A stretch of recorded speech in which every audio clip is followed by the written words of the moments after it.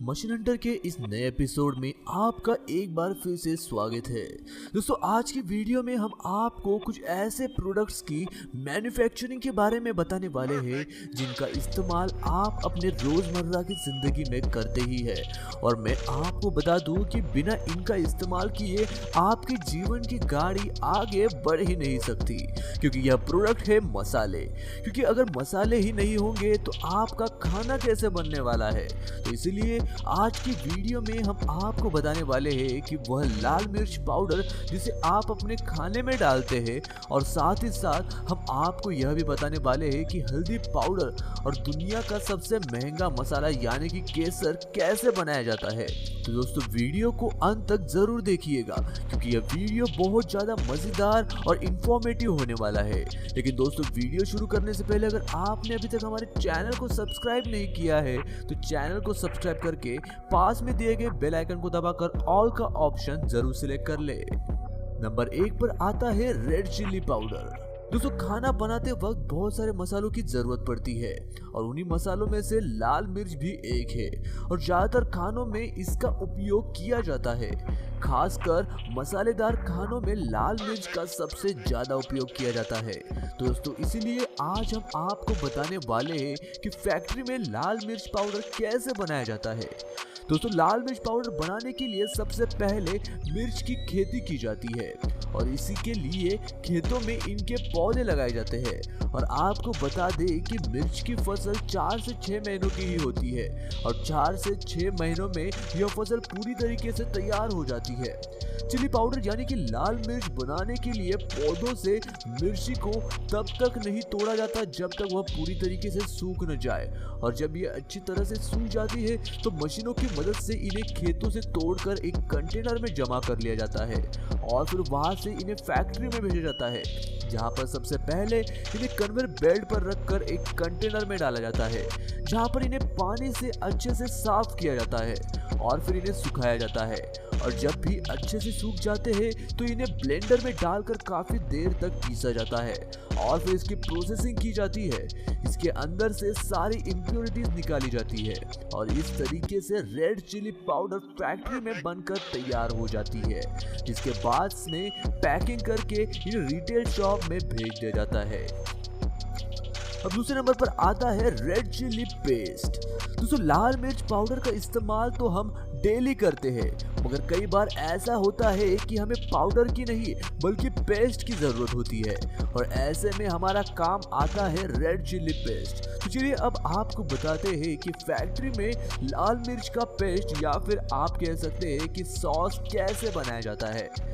दोस्तों, लाल मिर्च का पेस्ट बनाने के लिए सबसे पहले खेतों से ताज़ा और तंदुरुस्त मिर्चियों को चुन करके फैक्ट्री में लाया जाता है, और जब ये फैक्ट्री में आ जाते हैं तो इन्हें कन्वेयर बेल्ट से गुजारा जाता है, जहां पर खड़े वर्कर्स इन्हें अच्छे से फैला देते हैं और खराब मिर्च को निकाल कर फेंक देते हैं, और फिर इन मिर्चियों को कन्वेयर बेल्ट के जरिए पानी में डाला जाता है और उसे अच्छे से धोया जाता है, और फिर उसी लाइन में से इन्हें आगे भेजा जाता है जहां पर इन्हें अच्छे से ब्लेंड करके पीसा जाता है और पीस करके इनका पेस्ट तैयार किया जाता है, और इस तरीके से लाल मिर्च का पेस्ट बनकर तैयार हो जाता है।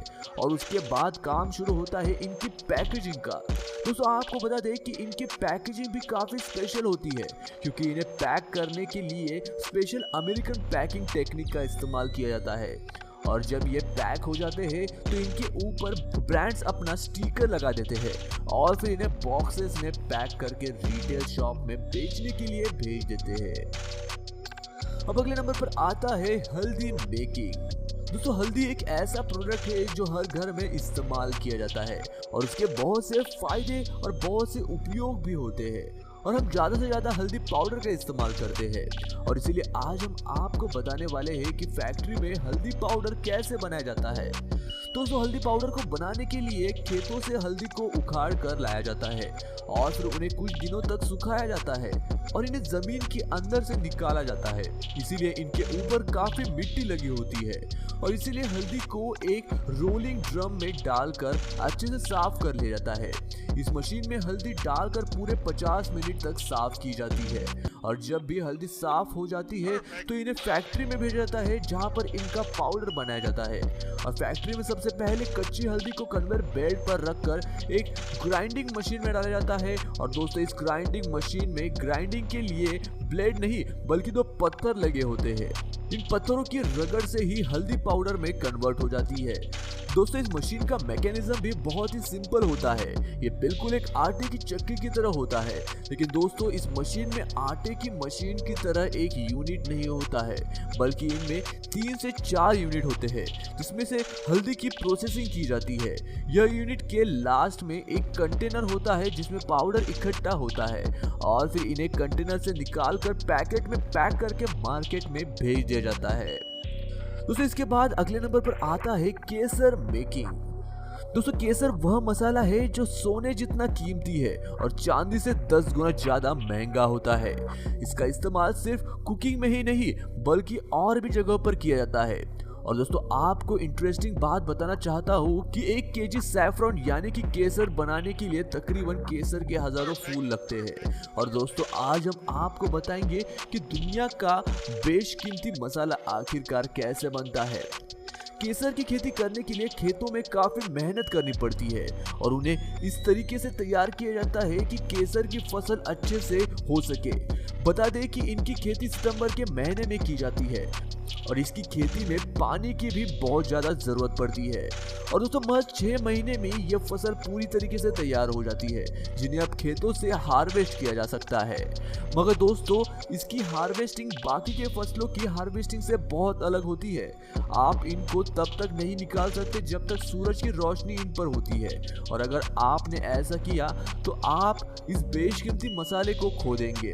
और इसीलिए इनके फूलों को सूरज ढलने के बाद ही तोड़ा जाता है और इस बात का पूरा ध्यान रखा जाता है कि सूरज निकलने से पहले यह पूरा काम खत्म हो जाए। और जब इनके फूलों को तोड़ लिया जाता है तो फिर वर्कर्स इनके फूलों से वार्तिका ग्रह, जिसे इंग्लिश में स्टिग्मा भी कहते हैं, उन्हें निकाल लिया जाता है। और दोस्तों आपको बता दें कि स्टिग्मा ही वह चीज होती है जिससे हम केसर बनाते हैं, या यूं कह सकते हैं कि स्टिग्मा ही केसर होता है। दोस्तों स्टिग्मा निकालने के बाद इन्हें पूरे 12 घंटे तक सूखने के लिए रख दिया जाता है और जब ये सूख जाते हैं तो इन्हें सील पैक करके कंटेनर में भर दिया जाता है। और इस तरीके से सैफरॉन यानी कि आपका केसर बनकर तैयार हो जाता है। और आपको बता दें कि हमारे भारत देश में केसर सबसे ज्यादा कश्मीर में उगाया जाता है। और दोस्तों यह इतना महंगा होता है कि लोग इसकी तुलना सोने से करते हैं और इसे रेड गोल्ड यानी कि लाल सोने के नाम से भी जाना जाता है। दोस्तों आखिरी नंबर पर आता है सोया चंक्स। दोस्तों हम सोया चंक्स का इस्तेमाल सब्जियों के अलावा और भी बहुत सी चीज़ों के साथ करते हैं और यह हमारे खाने का टेस्ट भी बढ़ा देता है और साथ ही में इसमें मौजूद प्रोटीन हमारी सेहत के लिए बहुत ही फायदेमंद होते हैं। और इसीलिए आज हम आपको बताएंगे कि फैक्ट्री में सोया चंक्स कैसे बनाए जाते हैं।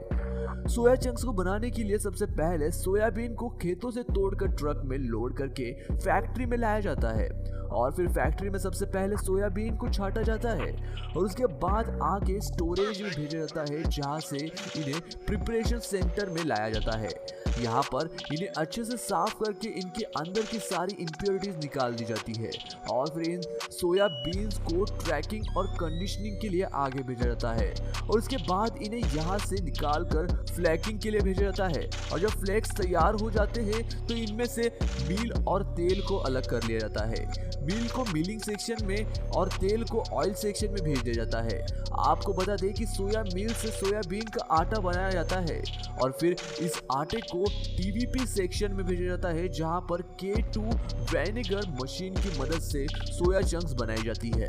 और आपको बता दें कि सोया चंक्स बनाने वाली मशीन दुनिया की सबसे बेस्ट मशीन है। जब सोया चंक्स बनकर तैयार हो जाती है तो इन्हें आगे टेस्टिंग के लिए भेजा जाता है जहां इनका क्वालिटी इंस्पेक्शन किया जाता है और उसके बाद इन्हें पैकिंग के लिए भेजा जाता है जहां पर ऑटोमेटिक पैकिंग मशीन की मदद से इन्हें पैक किया जाता है। दोस्तों आज के वीडियो के लिए बस इतना ही। आपको इनमें से कौन सा प्रोसेसिंग सेक्टर सबसे ज्यादा पसंद आया ये हमें कमेंट करके जरूर बताइएगा। मैं मिलता हूँ आपको ऐसे ही और एक अमेजिंग वीडियो के साथ। तब तक के लिए नमस्कार।